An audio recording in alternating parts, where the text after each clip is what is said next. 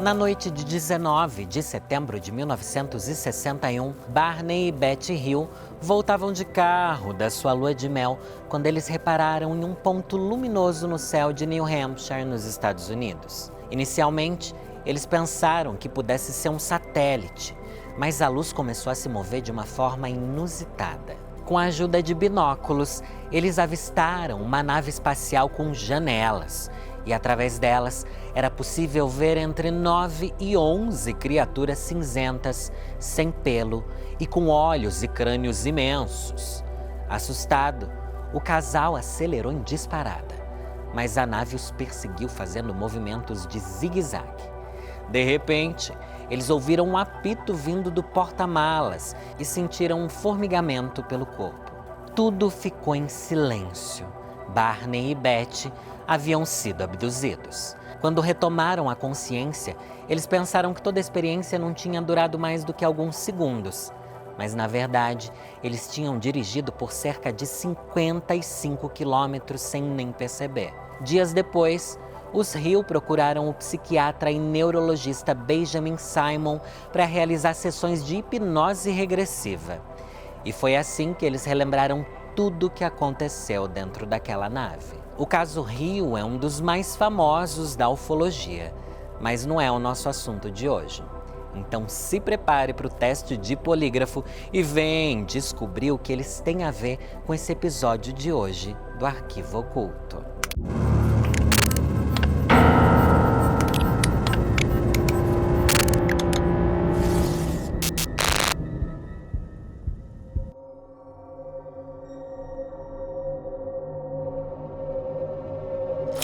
Hoje, Alexandre Axé, o guru do Himalaia do canal Paranormal Experience, e o professor Leonardo Breno Martins vão embarcar na nave da vovozinha para me ajudar a desvendar o caso Travis Walton, o episódio de abdução mais bem documentado da história.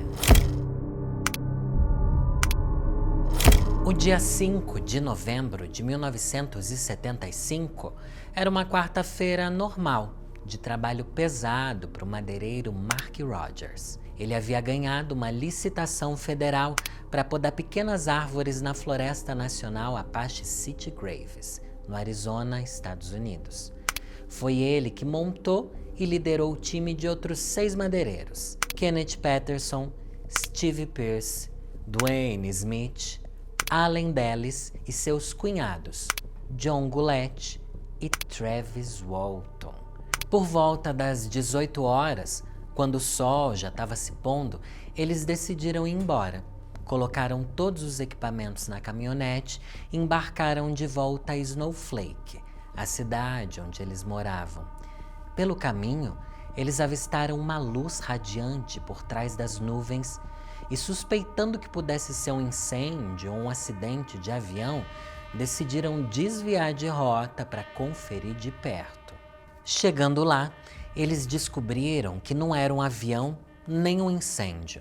Para espanto de todos, era uma nave espacial flutuando no ar. Um disco de metal com cerca de 2,5 metros de altura e 6 de diâmetro. Travis Walton, de 22 anos, que estava no banco do passageiro, saltou do carro mesmo contra a vontade dos seus colegas e foi ao encontro da luz.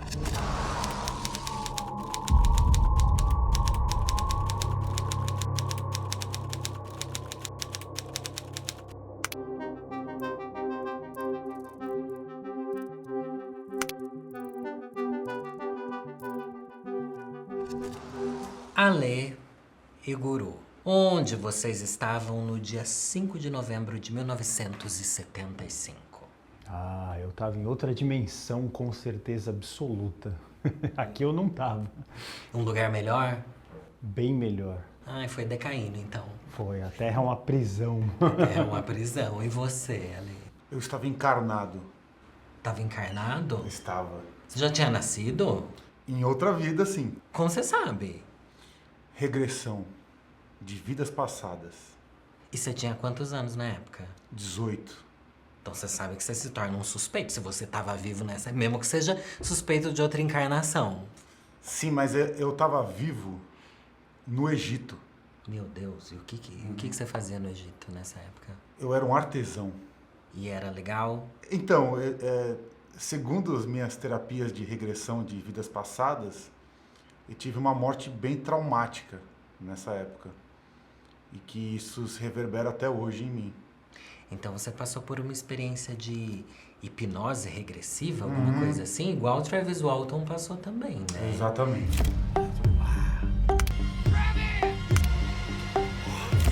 De repente, o disco começou a fazer um barulho estranho, parecido com uma turbina.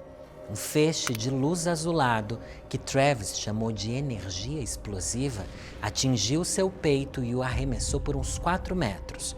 Com o impacto, seu corpo chegou a quicar no chão. Assustados, pensando que Travis estava morto, os outros 6 homens aceleraram o carro de volta para a estrada. Somente depois de uns 15 minutos, Mike, que dirigia o carro, decidiu voltar porque não podia deixar seu amigo para trás. Mas era tarde demais. Sem sinais do corpo de Travis ou do disco voador, eles foram embora mais uma vez desesperados. No caminho, eles usaram um telefone público para ligar para a polícia. O policial que atendeu o caso foi o delegado Chuck Ellison, que notou que todos estavam bem abalados. Ele suspeitou que os homens estivessem drogados ou alcoolizados, mas nada de errado foi encontrado. Quando falaram que Travis foi atacado por um OVNI, Chuck chamou seu supervisor, Marlin Gillespie, que foi até a floresta e também não encontrou nada.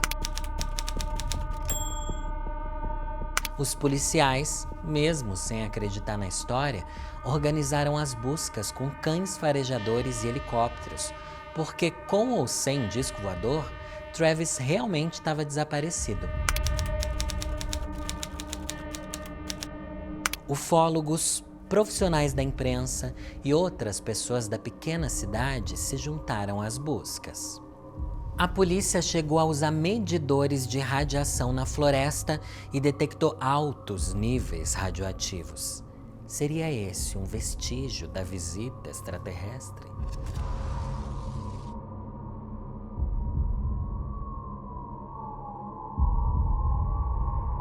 Os extraterrestres, eles ocupam um lugar que para muitas pessoas está um pouco esvaziado em relação ao mistério. Então, inclusive, quando a gente estuda religiões que cultuam extraterrestres, muitos desses membros são desigrejados, são pessoas que eram de outras religiões tradicionais e foram se desencantando, foram perdendo interesse por essa ou aquela razão e, no fim, acabam encontrando ali nos extraterrestres uma chance de reviver isso com um ar mais moderno, que faz mais sentido para elas. Durante as investigações, a polícia descobriu que Allen Dulles, o encrenqueiro do grupo, e o Travis tiveram uma discussão na floresta. Foi aí que as autoridades e a família Walton começaram a suspeitar dos 6 homens. A hipótese era de que Travis estava morto e que eles estavam encobrindo o crime e o corpo com essa história de abdução. Os 6 madeireiros, então, fizeram testes de polígrafo. 5 deles passaram de forma favorável, exceto um, que teve o resultado inconclusivo. E se você tirou sua carteirinha de investigadora no mesmo curso que eu, você já deve suspeitar quem foi, né? Allen Dulles se soltou da máquina antes do teste terminar e não concluiu a sequência das perguntas com precisão.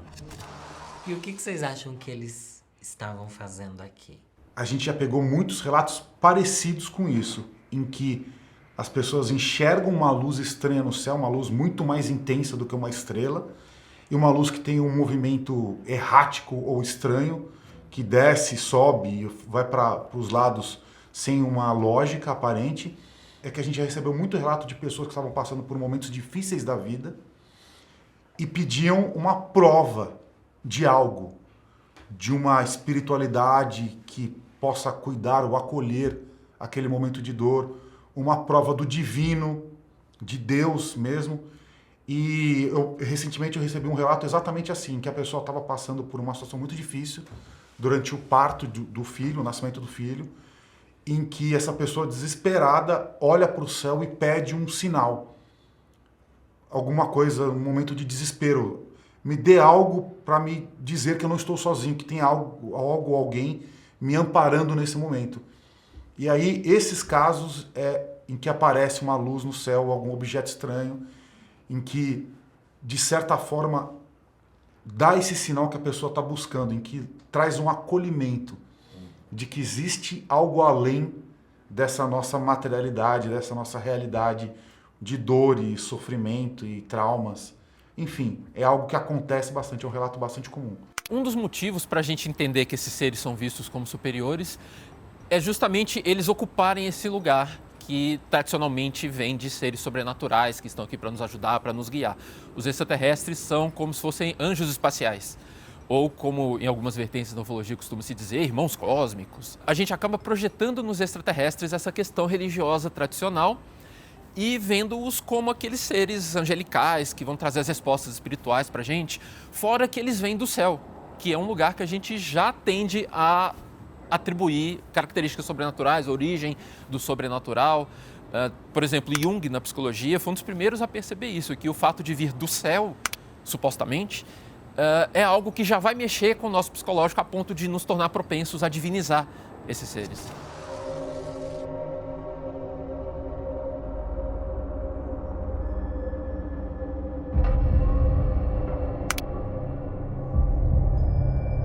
Depois de 5 dias e 6 horas, quando não havia mais esperanças de encontrar Travis vivo, o telefone de Alison Walton, sua irmã, tocou no começo da madrugada. Do outro lado da linha, um homem pedia ajuda desesperadamente. Apesar de acharem que a ligação não passava de um trote, Grant Neff, o marido de Alison, partiu em direção à cidade de Heber, onde Travis disse que estaria. Grant encontrou Travis deitado dentro de uma cabine telefônica, com as mesmas roupas que usava no dia da abdução, com uma barba maior e 5 quilos mais magro. Apesar disso, não havia sinais de fome, apenas de desidratação. Durante todo o caminho de volta, Travis parecia atônito. Ele não conseguia conversar.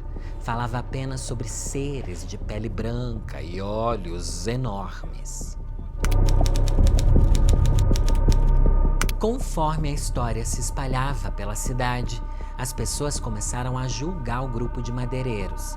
Em entrevistas mais recentes, o grupo revelou que chegaram a ser ameaçados naquela época. E as imagens de alienígenas, vocês têm alguma? Já tiveram contato? Já. E aí? Eu já tive algumas experiências de visualizar OVNIs e naves, né? Luzes no céu. Hoje em dia, como você falou, estão falando-se cada vez mais disso. A gente vê já o governo falar sobre isso e tal, mas antigamente parece que tinham tantos avistamentos com filmagens horríveis e agora que a gente tem celulares incríveis, ninguém consegue filmar nada. E quando aparece uma filmagem, todo mundo fala que não é de verdade. O que a gente faz? O Ale sabe responder essa sobre, por exemplo, câmeras de celulares, que nem essa aqui, ó. Dá pra ser bom isso pra filmar? Então, a gente acha que é bom, mas não é. É ruim. Porque o sensor dessas câmeras é extremamente pequeno e para filmar cenas noturnas, a imagem ela é péssima. Então a gente acha que a gente tem um bom equipamento de filmagem no bolso, mas na verdade não tem. E é isso que realmente acontece. Por quê? A gente recebe vídeos, relatos, registros de OVNIs todo dia praticamente. Bolinhas no céu, milhares assim.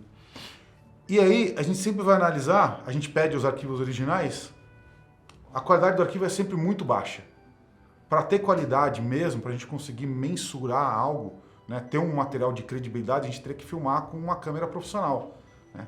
Que aí sim a gente teria um sensor adequado, uma captação de luz. Né? A melhor referência que a gente tem para entender que é um fenômeno sem explicação é quando você tem 3 pontos no céu, 3 pontos muito intensos no céu, e eles meio que formam um triângulo se movimentando de forma espacial e volumétrica, como se fosse um volume, uma geometria mesmo, né? Aquilo ali é impossível de ser replicado, feito ou criado pelo ser humano com as tecnologias que a gente tem hoje. Literalmente a 40 mil pés de altura. né? Então, acima das nuvens, né? Então aí a gente sabe que é um fenômeno realmente sem explicação. E como mais uma tentativa de legitimar sua história, Travis Walton aceitou passar pelo teste de polígrafo, realizado pela APRO, uma organização que investiga fenômenos aéreos. O teste foi acompanhado por ufólogos, médicos e representantes da revista The National Enquirer, que premiou com $5.000 Travis e seus colegas pelo melhor caso de história OVNI do ano. Além do teste que apontou verdade em sua história, Travis passou por uma sessão de hipnose regressiva, assim como o casal Hill que eu comentei na abertura do episódio. Bom, a hipnose é só uma técnica de comunicação que visa estimular a pessoa a prestar atenção em alguns processos e não prestar tanta atenção em outros. Por exemplo, prestar atenção na voz do hipnotizador.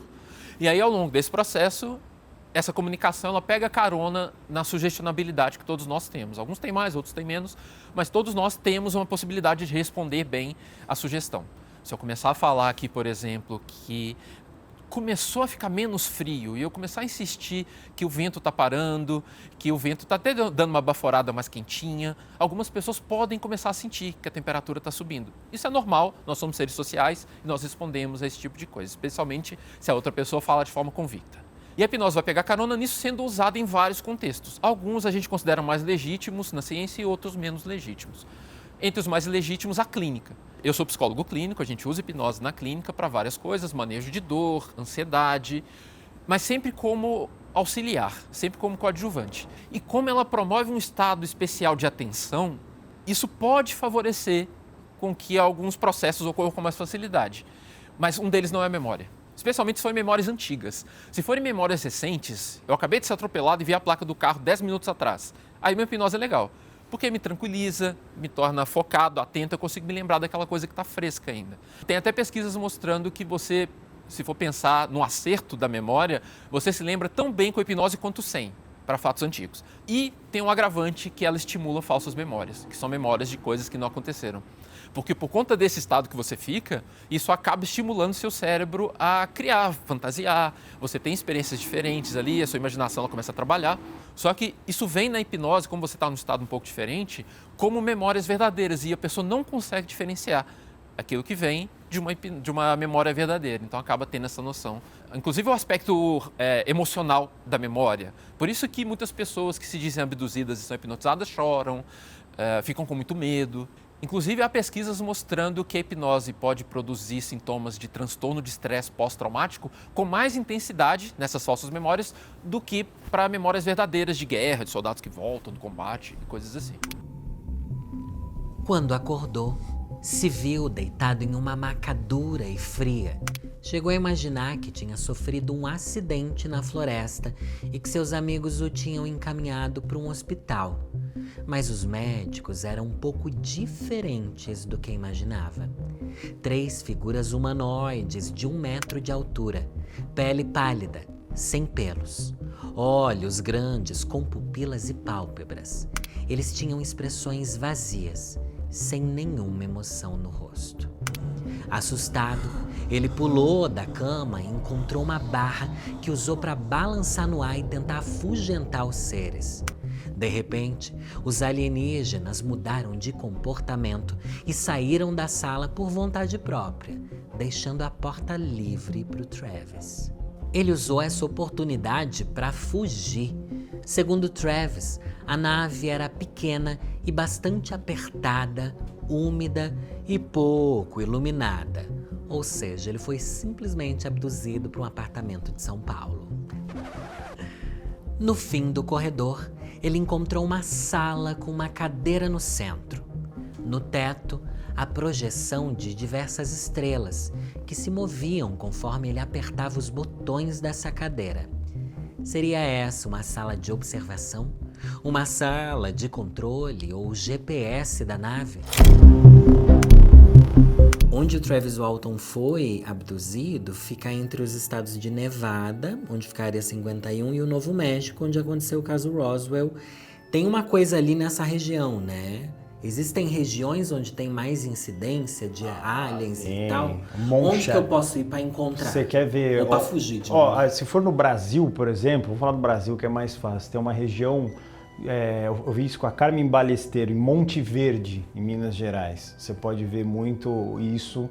Lá é Mount Shasta, né, que é um lugar muito... Mount Shasta, na Califórnia. Na Califórnia, que é um monte que todo mundo vai lá para ver. OVNI, é batata que você vai ver. Machu Picchu, esses lugares assim, né, na Índia. Na Índia, você pega os Vimanas lá, que são as naves, tá escrito nas escrituras sagradas indianas, eles falam de OVNI no Himalaia como a gente conversa de carro aqui. Se você falar que não acredita, aí você é maluco.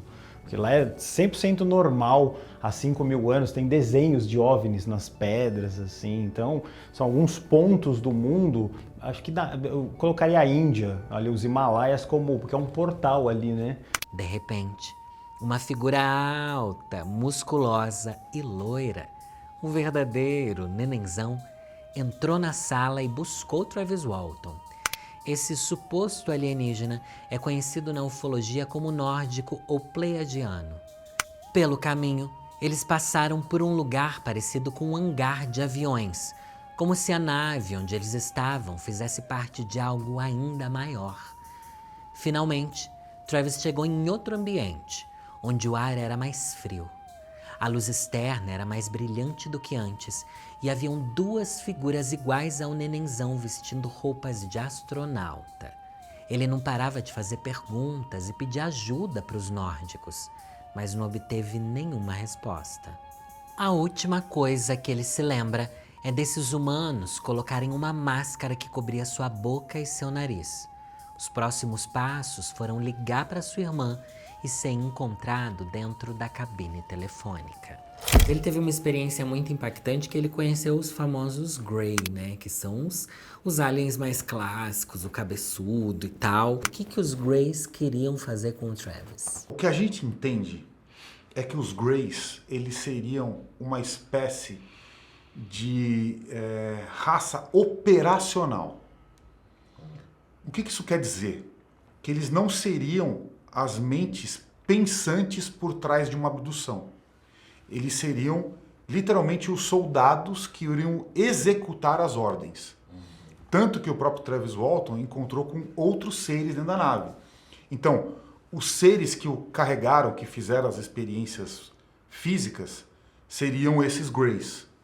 Mas aí, em determinado momento, em quando ele se desespera e começa a correr enlouquecidamente e ele fica muito agressivo dentro da nave, ele é confrontado por um outro ser alienígena, que aí sim, ele é muito parecido com um humano, né? E que ele consegue tranquilizar o Travis Walton só com a presença, sem precisar falar nada, né? Então, como se fosse um tipo de interferência psíquica, psicológica, mental. No caso dele, a gente acha que até foi um acidente, que o objetivo não era abduzir o Travis, que foi um acaso do destino em que literalmente ele estava voltando pela floresta, cruzaram com a nave e ele resolveu se aproximar.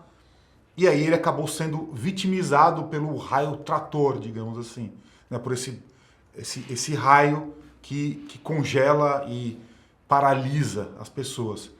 E aí, inclusive, uma das hipóteses é que ele teria sido machucado pela nave por conta desse contato involuntário e que aí ele teria sido levado para a nave para que ele pudesse ser curado desse acidente que foi causado por essa interferência. Mas a gente também tem inúmeros relatos de que a principal missão dos Greys seria da variabilidade genética, ou seja, criar variações genéticas dentro da própria raça deles, da própria raça alienígena, através da hibridização com humanos. Como eu falei no início do episódio, o caso é considerado o mais bem documentado da história. O problema é que não existem tantos documentos assim. Na verdade, as únicas provas são os depoimentos dos 7 homens e os testes de polígrafo. E confiar em homem não é lá a coisa mais segura do mundo, né, gente? A questão é que o detetor de mentiras ele não é confiável. Por uma série de motivos. Embora a gente vá encontrar pessoas que trabalham com isso, bastante confiantes na sua capacidade de ler aqueles resultados e detectar ali eventuais mentiras, o que o polígrafo mede é estresse. Então, quando alguém faz uma pergunta e a pessoa responde, se ela responde dando sinais de estresse, isso é entendido como ela provavelmente está mentindo, porque ela está produzindo estresse para falar aquilo, precisa de um esforço e boa parte de nós se sente meio mal na hora que mente. Só essa explicação já sinaliza alguns pontos fracos. Primeiro que muitos de nós não se sentem mal ao mentir. E mesmo que a maioria sinta, o que o polígrafo faz é, ele estabelece um ponto ali, limite, e o que é acima desse limite pode ser interpretado. Ele tem uma linha de base. Então, dá para forçar uma interpretação disso, por exemplo, se você, durante o período de calibração do polígrafo, produzir estresse em si mesmo.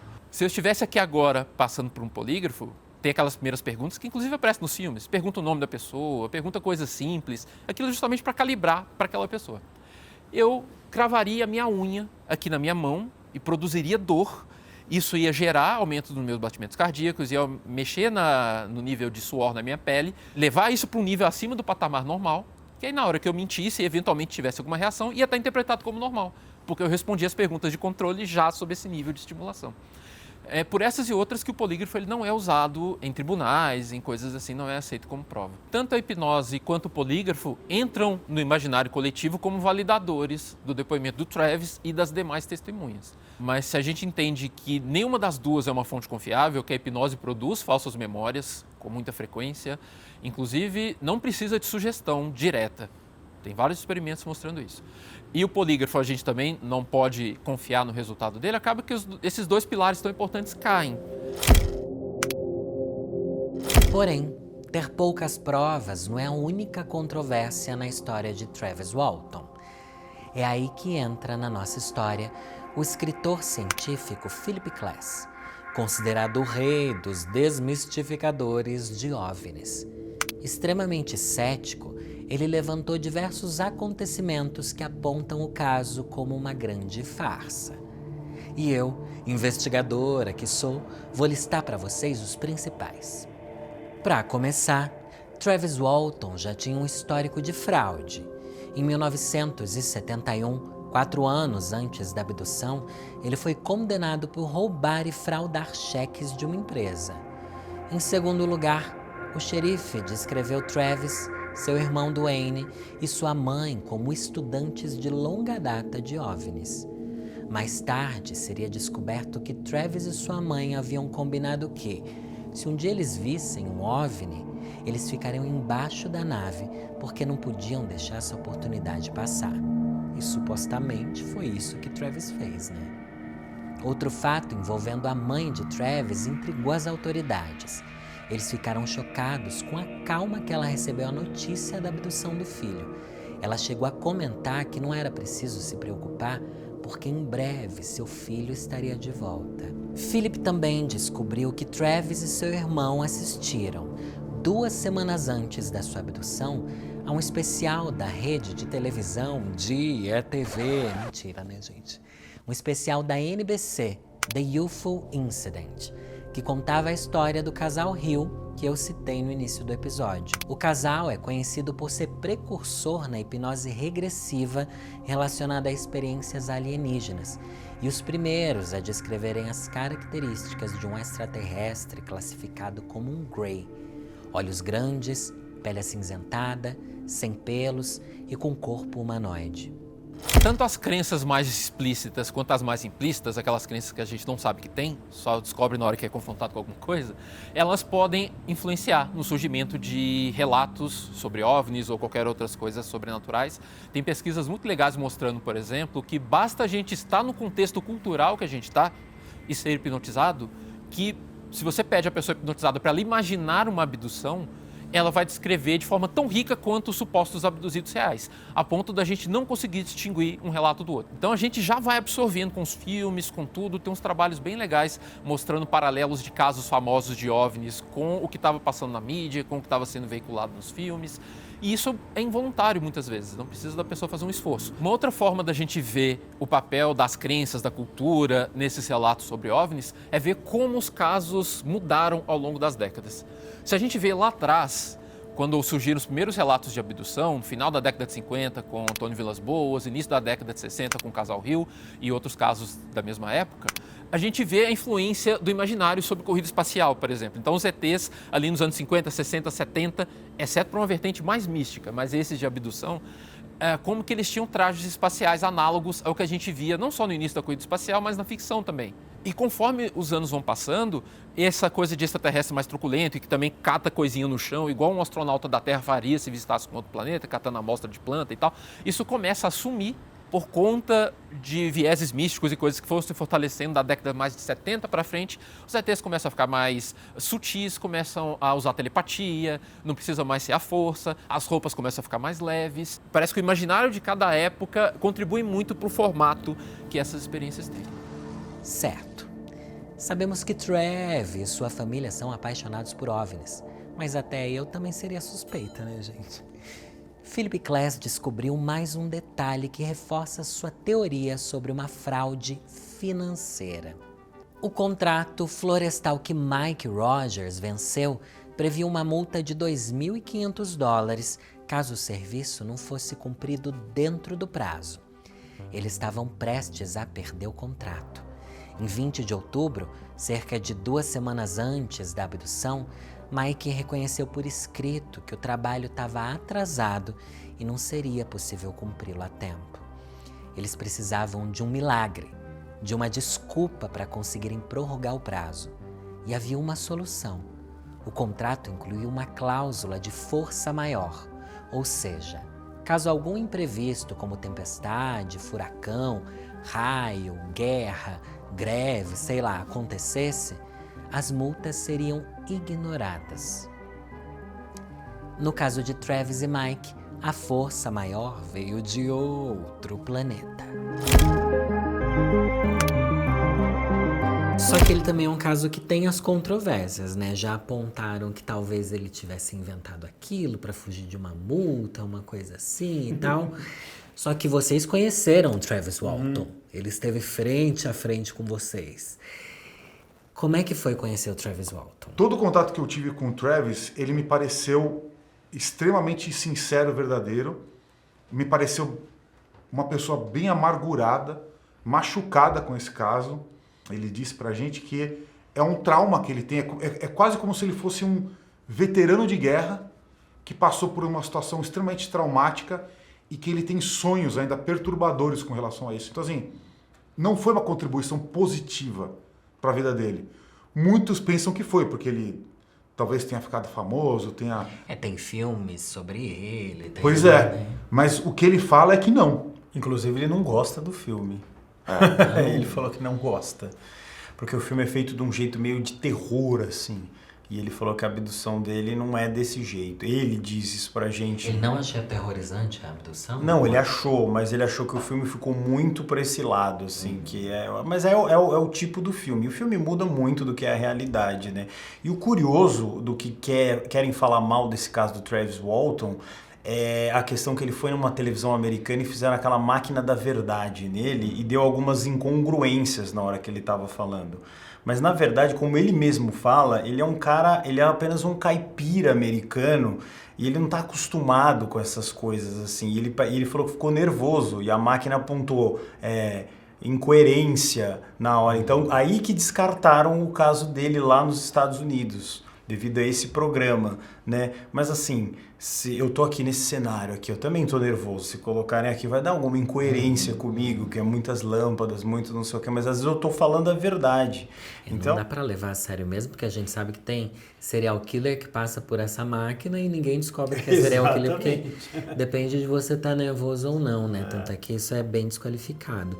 Travis contou em detalhes sua experiência com os alienígenas no livro Fire in the Sky, The Walton Experience. O livro, de mais de 400 páginas, serviu de inspiração para o filme Fogo no Céu, de 1993. E se você já viu o filme, você deve ter encontrado diversas diferenças com a nossa história, né?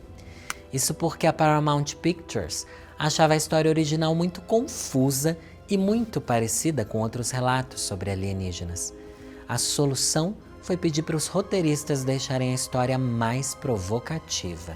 Então, eles incluíram casulos, sondas e um Travis Walton sem roupas. Atualmente, Travis Walton tem 71 anos, faz palestras e participa de convenções sobre OVNIs. Ele tem até sua própria conferência chamada Skyfire Summit.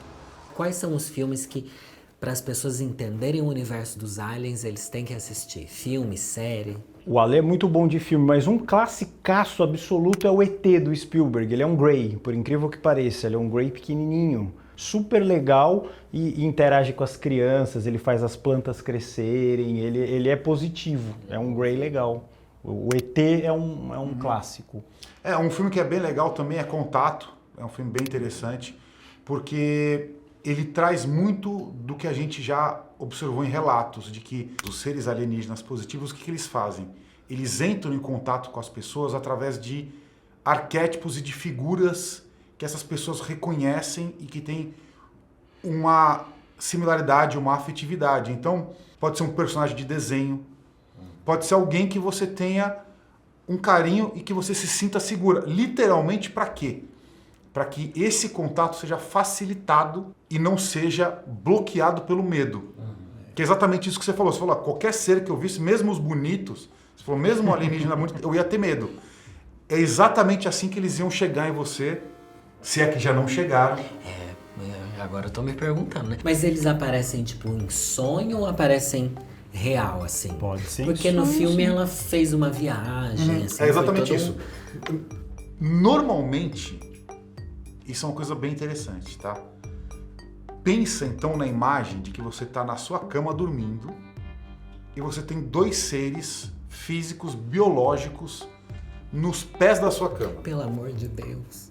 Telepaticamente eles vão se comunicar através dos seus sonhos. Então você vai sonhar com quem? Com algum personagem da sua infância. Pokémon. Com alguém que você... literalmente isso. Com alguém que você goste. E eles vão transmitir essa mensagem através deste personagem que você se sente bem.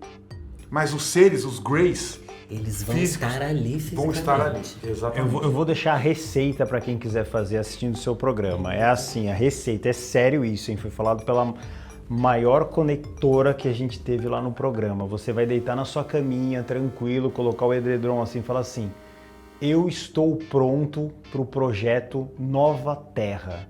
E dorme. Fala isso várias noites. Mas a pessoa tem que estar pronta, né? Se quiser, ver os ETs. Só falar isso. Mas o que é o projeto Nova Terra? Eles vão te contar. Ai, meu Deus. E eu vou querer saber mesmo. É coisa boa? Coisa boa, né? Não, o projeto Nova Terra é bom. Positivo. Positivo. Eu quero relatos dos meus inscritos, porque eles vão fazer, gente. Fiquei com um pouco de medo aqui, mas eu vou tentar não pensar isso, na verdade. Sabe quando você não quer pensar, mas eu vou pensar isso antes de dormir? Em relação ao ceticismo da ciência, tão falado em relação ao sobrenatural, a gente tem que separar alguns cientistas que são mais radicais e até eu discordo de uma posição muito engessada a respeito desses assuntos. O ceticismo científico basicamente olha, você olhou isso direito? Será que tem outra explicação para isso? Vamos olhar isso uma segunda vez? É basicamente isso, é esse cuidado. E esse cuidado, ele, na lógica científica mais pura e ideal, ele anda ao lado da abertura mental para o extraordinário. Carl Sagan, aquele famoso divulgador científico, na introdução do livro dele, O Mundo Assombrado pelos Demônios, que eu recomendo até hoje, ele falava da importância de equilibrar ceticismo e admiração. Então a gente tem que, de fato, questionar o caso Travis Walton dá abertura para a gente questionar muita coisa, especialmente de 2021 para cá. Se a gente achar que a explicação mais simples obrigatoriamente é a verdadeira, a gente não precisa fazer pesquisa. Já está a resposta ali, é a mais simples. Então, a hipótese mais simples, ela aparece como uma coisa que a gente tem que investigar primeiro, mas temos que estar abertos, senão vira mais um dogma. Karl Popper, um dos principais filósofos da ciência do século XX, ele dizia que se você quer realmente usar a lógica da ciência, você tem que abrir mão de duas coisas, a certeza e a verdade. Pensando nisso, o ceticismo ele não pode ser radical e falar que não existe e pronto, acabou. A gente o tempo todo vai se perguntar se tem algo aí, se tem algum corvo branco, aquela alegoria famosa, né, que todos os corvos são pretos, será que não tem um corvo branco? Mas a gente não tem como estudar todos os corvos. Por mais que afirme que corvos são pretos, temos que nos abrir à eventualidade de ter um corvo branco.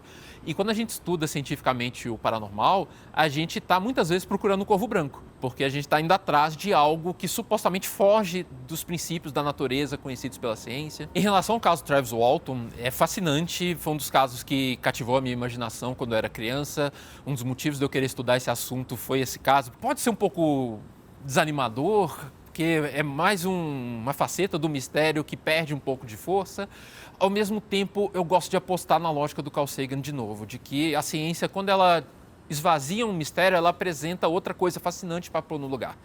Por exemplo, como a mente humana funciona, como é possível, ao longo de décadas, muitas pessoas eventualmente se enganarem, quais são as possibilidades reais de vida fora da Terra, e são passos um pouco mais seguros.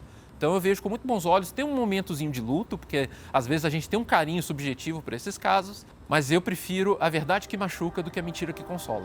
Então eu vejo com bons olhos essas novidades. E você? Acredita na história do Travis Walton ou acha que tudo não passou de uma desculpa para atrasar a entrega de um trabalho? Aproveita e deixa aqui nos comentários qual foi seu episódio do Arquivo Oculto favorito sobre alienígenas. Me siga nas redes sociais e a gente se vê no próximo episódio. Meu nome é Lorelai Fox e é nessa que eu vou.